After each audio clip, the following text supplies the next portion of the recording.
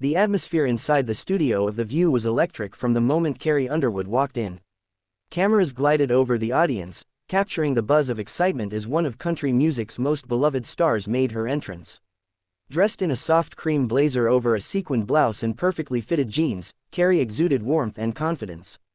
Her signature blonde curls shimmered under the bright studio lights, and that megawatt smile, so often associated with grace and poise, lit up the stage.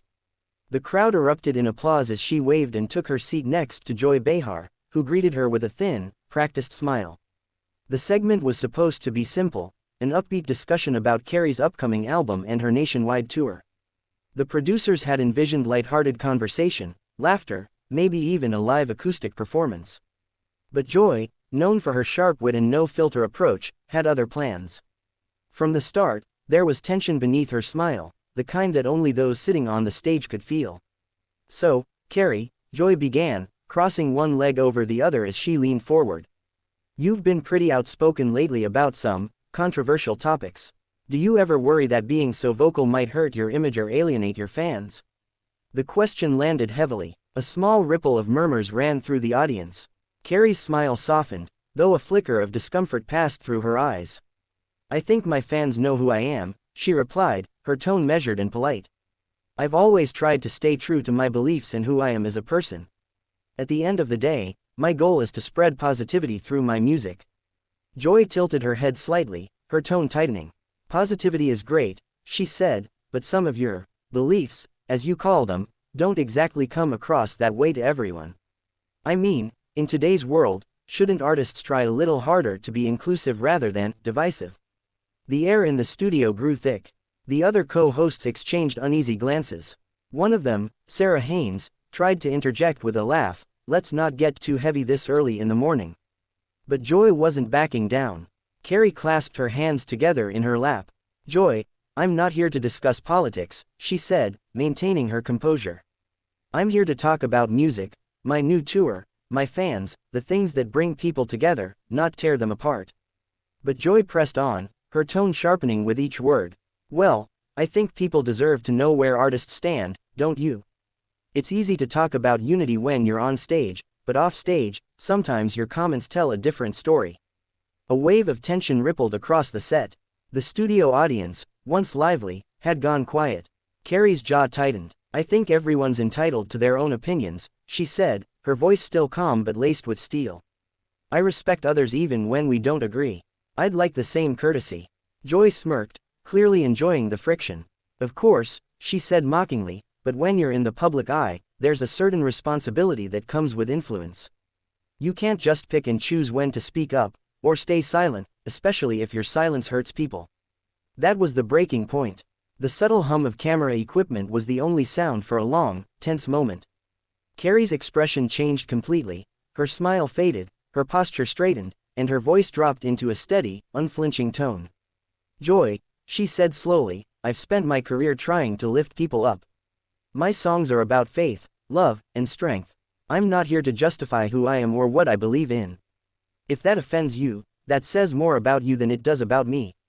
The audience reacted audibly, some gasped, others clapped. The control room could be heard, faintly in Joy's earpiece, urging her to move on, but she ignored it. "Well," she said dryly, "if you can't handle a few tough questions, maybe this isn't the right place for you." That was it. Carrie's eyes locked onto hers for a long second, calm, piercing, and unflinching. Then, without another word, she reached up, unclipped her mic, and set it gently on the table.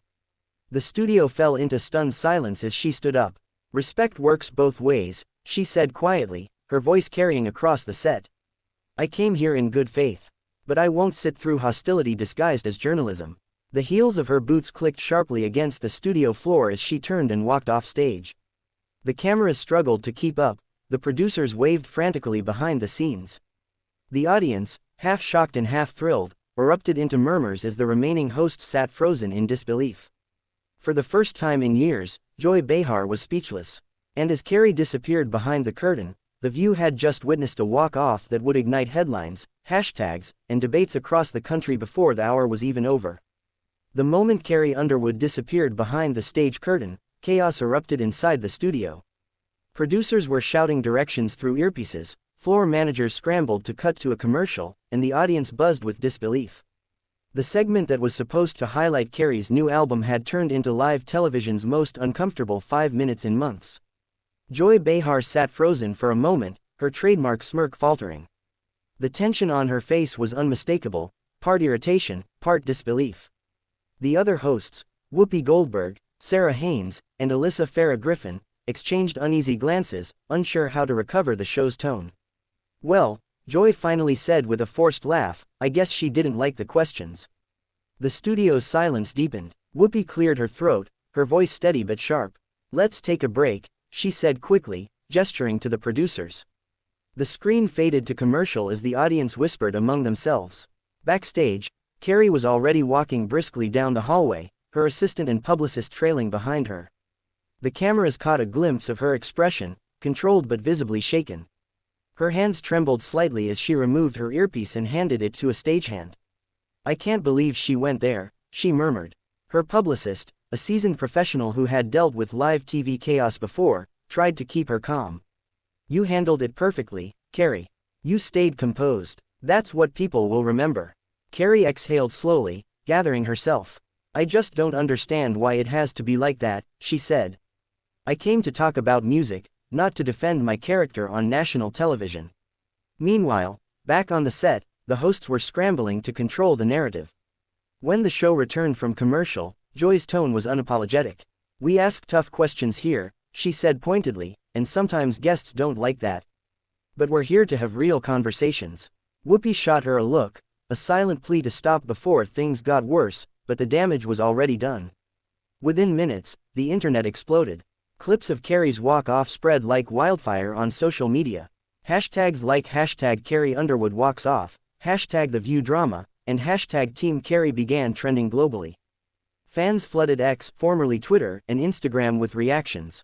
"Good for Carrie, she doesn't owe anyone an apology," one user wrote. Another posted, "Joy Behar bullied a guest, again. When will it stop?" Others sided with Joy, arguing that celebrities couldn't expect softball questions when they stepped into political territory. Within an hour, the incident had made headlines across entertainment sites.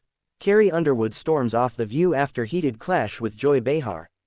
News outlets ran clips repeatedly, replaying the tense exchange in slow motion, dissecting every word, every glance, every smirk. In her dressing room, Carrie sat quietly on a couch, sipping tea as her phone buzzed nonstop. Friends, fellow artists, and even journalists were reaching out with messages of support. One from Reba McEntire read simply, "Proud of you for standing tall, honey." Another came from a fan, "You showed grace under fire. Don't ever change." Carrie smiled faintly as she scrolled through the flood of messages. She wasn't angry anymore, just disappointed. "It's sad," she said softly to her team. "We're supposed to be lifting people up, not tearing them down on live TV." Her assistant nodded. "You just taught a masterclass in grace." Later that afternoon, Carrie posted a statement on Instagram. It was a simple photo of her walking down a sunlit street outside the studio, her back to the camera, wind catching her hair. The caption read, "Kindness and respect should never be optional." The post went viral instantly. Celebrities chimed in, fans flooded the comments, and major news outlets quoted her words in their headlines. The calm simplicity of her message contrasted sharply with the chaos of the morning. Joy, on the other hand, faced a storm of criticism. Viewers accused her of crossing a line, of turning a music interview into an ambush. The next morning, The View's producers reportedly held an emergency meeting to discuss the fallout. On the following episode, Joy offered a brief, carefully worded remark. "I've been in this business a long time," she said. "We ask questions. Sometimes emotions run high. It happens. No hard feelings." But many viewers felt the apology, or lack thereof, fell flat. Ratings for The View spiked for a few days, fueled by curiosity, but the comment sections were flooded with demands for Joy to apologize directly to Carrie. Carrie, however, had already moved on. 2 days later, she was in Nashville, rehearsing for her upcoming tour.